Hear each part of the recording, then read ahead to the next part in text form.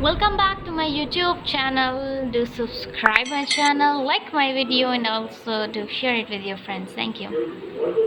Hope so you all are doing good. Well, today I'm going to show you how you can express your feelings through the phrases. Basically Urdu में हम अपनी feelings का, अपने जज्बात का, अपने इजहार बहुत ईजिली कर सकते हैं. लेकिन if I talk about English, why we people afraid of talking in front of anyone in public place or in meetings, why we feel afraid, or why we become like we start hesitating, why? तो reason is हमें सही अल्फाज नहीं मिलते, या फिर हमें नहीं पता होता कि उस मौके पर कैसे बोलना है, क्या बात करनी है, या फिर हमारे पास कलेक्शन ऑफ वोकैबुलरी नहीं होती, या हमारे पास सही तरह से बात करने का तरीका नहीं पता होता हमें इंग्लिश में कैसे बात करनी चाहिए, हमसे कोई गलती ना हो जाए, अफ्रेड ऑफ मिस्टेक्स कह लो उसे. तो बेसिकली आज आप लोगों को सिखाने लगी हूँ फ्रेजेस जो कि आपको इसमें बहुत ज़्यादा हेल्प कर सकते हैं. Let's go for that. First phrase है हमारे पास, do you agree. Do you agree. अच्छा, एग्री करते हैं हम, इसे कहते हैं agree, but it's not agree, it's agree. Agree, ठीक है. Do you agree. ऑलराइट, आगे चलते हैं. Alright, do you agree. तो हमारा सेकेंड फ्रेज की तरफ हम मूव ऑन करते हैं. Alright, what do you think. अब आप उसका ओपिनियन ले रहे हो, आप उसे पूछना चाहते हो कि वो इस बारे में क्या सोचता है. डू यू एग्री, आप उसे पूछ रहे हो कि वो एग्री करता है या डिसएग्री करता है. अब आप पूछ रहे हो कि उसका क्या ख्याल है इस बारे में, ठीक है. What do you think. Alright, what's your opinion, क्या ख्याल है तुम्हारा. How do you feel. How do you feel. Okay, अब नीचे ये ऊपर वाली जो थी आपने क्वेश्चनिंग कर लिया, आपने उसके इजहार का, उसके ओपिनियंस का मालूम कर लिया. अब नीचे आपने मालूम करना है या आपने उससे पूछना है कि I'd like to hear your thoughts on. आप उससे पूछ रहे हो कि एक टॉपिक है, for example on Mother's Day, तो आप उससे पूछोगे I'd like to hear your thoughts on Mother's Day. I'd like to hear your thoughts on Mother's Day. Okay, I'm interested to hear your opinion about this. For example, someone is not talking and someone is not interested in your topic, and you want him or her to jump in your conversation or in your topic. So you can ask him or her, okay, I'm interested to hear your opinion about this. You want to engage those person or those personalities to take part in your conversation. So you can ask him or her to express their views about your topic. Okay, आगे चलते हैं. Okay, 7 हमारा phrase है, would you like to add something. अच्छा, would you, मैंने last time बताया था linking opportunities के बारे में. तो लिंकिंग अपॉर्चुनिटीज़ के अकॉर्डिंग हम इसे वुड यू नहीं पढ़ेंगे, हम इसे पढ़ेंगे would you like to add anything. Alright, would you like to add anything. अच्छा, आप उसे पूछ रहे हो कि वो इसमें कुछ ऐड करना चाहता है, अपने व्यूज़ या अपने ओपिनियंस. ऑलराइट, अब आप देखो, आपको कुछ बात नहीं समझ आई सामने वाले की, और आप चाहते हो कि वो उसे रिपीट करे. इन पाकिस्तान अगर आप किसी से ही कहते हो कि यार सॉरी, तो वो आपसे पूछेगी या पूछेगा कि why you are saying sorry, about what you are saying sorry, ठीक है. तो लेकिन इन फॉरेनर, इन फॉरेन और in any other country, if you are asking them कि sorry, excuse me, this two things, which means you are asking them to repeat their talk, to repeat their words, to repeat their sentences. Basically, if you are saying sorry, for example, you're talking to me and I would say okay, sorry, so that's mean I'm asking what you are saying, like you should repeat. I didn't get you. All right, I'm asking you to repeat your sentence again. So basically sorry का मतलब होता है कि आप चाहते हो कि वो सेंटेंस को दोबारा रिपीट करें. अगर आप किसी बाहर वाले मुल्क के बंदे से कहते हो ना सॉरी, तो वो ऑटोमेटिकली अपना सेंटेंस रिपीट कर देगा, ठीक है. Got it. और एक्सक्यूज़ मी का भी सेम मीनिंग है. एक्सक्यूज़ मी बाकी फर्दर मोर एक्सेप्शनल केसेस में यूज़ होता है. For example, you are sitting in a meeting और you are sitting in a room and you want to leave the room, you can say excuse me, I am going, excuse me, I have to call, excuse me, I am going for the work. So you can excuse that person कि I'm just leaving the place and I will be there right back. अल्लाह हाफिज़। सो आगे हम देखते हैं। Sorry I thought our meeting was on Thursday next week not Wednesday. अच्छा, अब देखो मैंने जैसे बताया कि आप चाहते हो कि वो रिपीट करे, मतलब आपको वो बात नहीं समझ आई उसकी। अब आप सोच रहे थे कि वो मीटिंग जो है वो नेक्स्ट वेंसडे को है, लेकिन एक्चुअल में जब वो रिपीट करता है तो आपको पता चलता है कि वो नेक्स्ट वेंसडे को नहीं थी, वो थर्सडे को थी। तो बेसिकली आपको समझ नहीं आई थी बात और आप उसके एक्सक्यूज़ कर रहे थे कि मुझे समझ नहीं आई, रिपीट कर दे। Do you mind if I add to that? अगर आप बुरा ना माने तो मैं इसमें कुछ ऐड कर दूँ। फॉर एग्ज़ाम्पल, आप चाहते हो कि आप किसी टॉपिक में जंप इन करो, या आप चाहते हो कि उसमें आप बात को ऐड कर दो अपनी, आप कुछ सोच रहे हो उस टॉपिक के बारे में, आप भूल ना जाओ बाद में, इसलिए आप चाहते हो मैं भी ऐड कर दूँ। तो आप उसे फ़ौरन से उस बात में, उस कन्वर्सेशन में हिस्सा लेने के लिए, उनकी बातचीत के दरमियान में हिस्सा लेने के आप कहोगे do you mind if I add to that? आपको बुरा तो नहीं लगेगा अगर मैं इसमें कोई अपना ओपिनियन ऐड कर दूँ? Can I jump in here? Jump in here का मतलब ये नहीं कि मैं उसमें कूद जाऊँ। That's mean you want to jump in a topic, you want to jump in that in the mid of their conversation.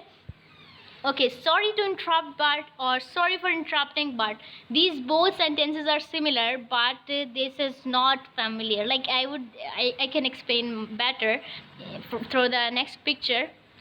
Here you have in other picture जहाँ पर आपके पास एक फर्स्ट वाली लाइन के आगे एक सिंगल पर्सन खड़ा है और आगे वाली पे ग्रुप करा हुआ है। That's mean sorry to interrupt, but अगर आप सिंगल पर्सन से बात करते वक्त इंटरप्ट करें तो आप कहोगे sorry to interrupt, but I want to add something. अच्छा, sorry for interrupting. You are sitting, someone is sitting in a room and there are a lot of people and you just suddenly appear in that room and you are interrupting them.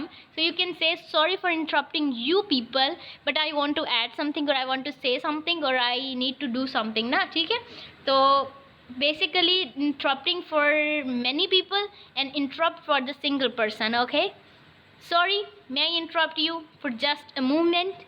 or if I may interrupt for a minute, मतलब आप पूछ रहे हो सामने वाले से, अगर आपको बुरा ना लगे, मैं इंटरप्ट करना चाहती हूँ, एक मिनट चाहिए मुझे या एक लम्हा चाहिए, मुझे कुछ बात करनी है, मुझे अपनी कोई बात बतानी। फॉर एग्जांपल, आप कोई टॉपिक चल रहा है और आप चाहते हो कि यार ये टॉपिक बहुत ज़्यादा बोरिंग है और मुझे पसंद नहीं है, तो मैं इस टॉपिक को चेंज कर दूँ।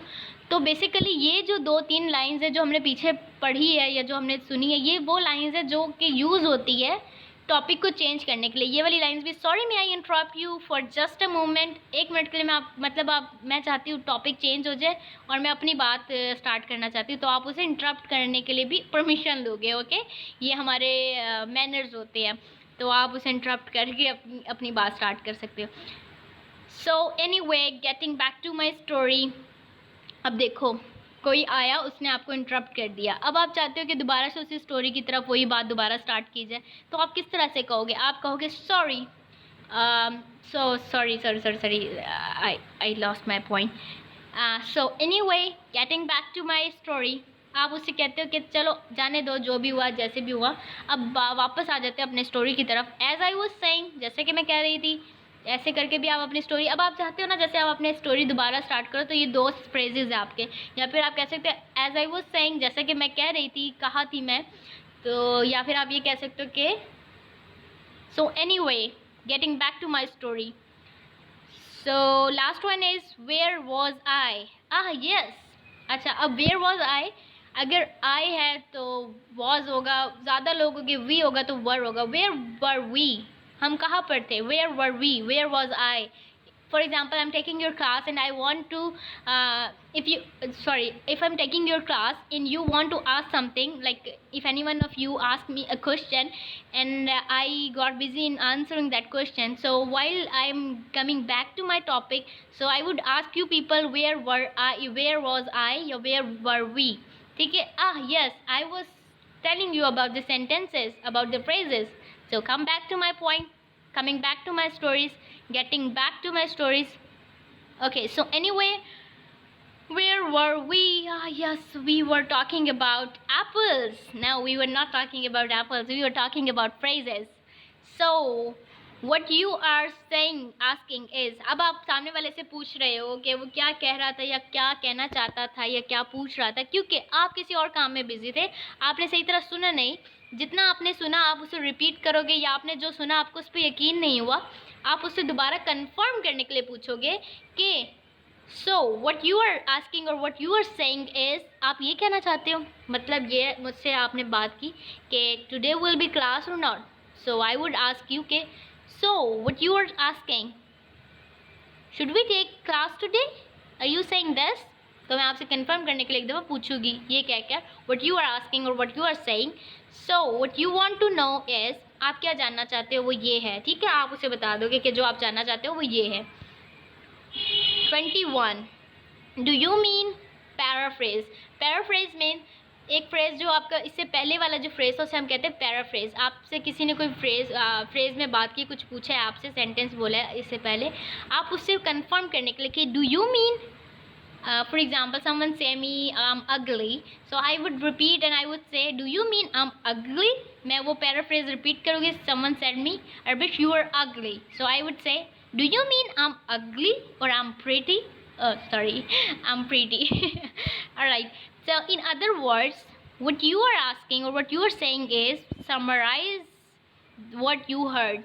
for example मैं पानी पी रही हूँ और मैंने आपको बताया है कि मैं रात को पानी पीने के लिए मैंने बॉटल निकाली, बॉटल में से पानी डाला और वो बॉटल में से जैसे मैं पानी डाल रही थी तो वो बर्फ़ बन के निकला था, इट वॉज फ्रोज़न, ठीक है।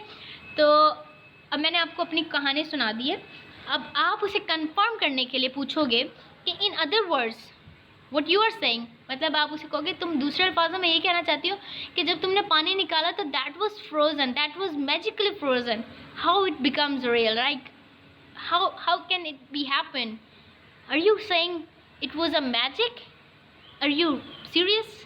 तो आप उसे समराइज़ कर दोगे, आप कंफर्म करने के लिए एक शॉकिंग वे में उसे कुछ अलग अल्फाज यूज़ करके या कुछ भी अपनी मेंटालिटी अपनी थिंकिंग के मुताबिक आप उसे बोलोगे कि तुम्हारे कहने का मतलब है कि वो एक मैजिक था और वो खुद ब खुद बर्फ़ पानी बन गया, पानी बर्फ़ बन गई है, आर यू सेइंग दिस, ठीक है। समराइज़ करना है उसे, more formal, for example you are in a meeting and you want to be formal, so you can say I would like to confirm, would you say what you say, sorry, I would like to confirm what you said, excuse me, can I just confirm that, जो आपने अभी भी कहा कि नहीं, just confirm that you are going for the UK, are you going to UK, are you saying this, oh yes I'm going UK, I just repeat that sentence so you can be confirmed about that. I would like to confirm what you said last in the last one, 25th, yes absolutely I was saying the same, I'm going to UK next week inshallah. Okay, all right, that's it, your class is over now, you have to repeat the sentence, you have to focus on your phrases because it's the most important topic you have to be go through. Allah Hafiz, take care, अपना ख्याल रखिए।